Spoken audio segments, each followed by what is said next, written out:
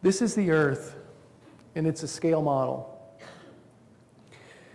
If this Earth in the year 2008 began 4 billion years ago, which is what science says happened, it came out of an explosion in the universe.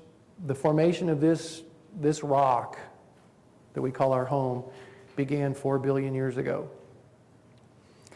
Okay, so this is a scale model. Now imagine, if you will, that it has oceans and it has an atmosphere. At this size, the atmosphere to the extent of the place in the atmosphere where we can go out to the furthest reaches of the atmosphere and still breathe, to the greatest depths of the ocean where there's life.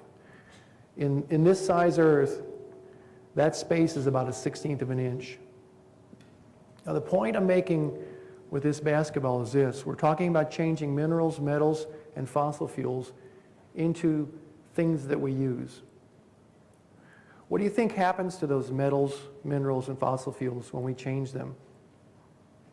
They have 1/16 of an inch of space that they can either go into the water, the deepest depths of the ocean, which I believe is, what's the Marianas Trench, 19,000 feet deep? And we can go how high up in the atmosphere and still breathe? 19,000 feet. We can't breathe underwater without some sort of special apparatus, and there's no way we can go 19,000 feet. We can go up to Everest, up on Mount Everest, and we can breathe, not very well, but we can breathe on Mount Everest. So 1/16 of an inch space around this size planet.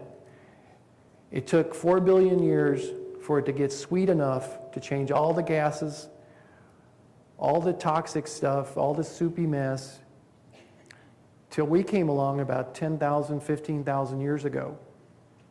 It took billions of years to sweeten this planet enough for us to make it livable, or for us to emerge and be able to live here. And in just a few thousand years, on that span of time, just a tiny little piece of time that we've been here, we've changed everything back to a point where it's become a soupy mess where we can hardly, in some places, hardly breathe because of the toxicity. I mean, how many of you saw the Olympics and watched what was going on in China with the air?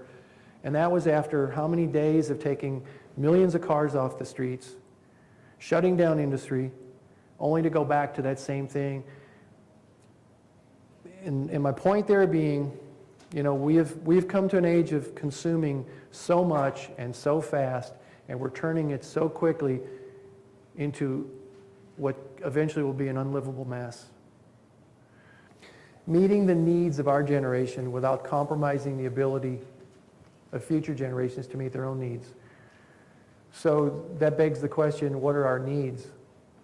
And are wants the same as needs? You know, so, you know, again, we need water, we need clean air, we need fertile soil. You know, I think in a lot of ways, you know, we're all stuck on this planet together. We need each other. So when we look at sustainability, it's not just about the environment, it's about society, it's about a social connection.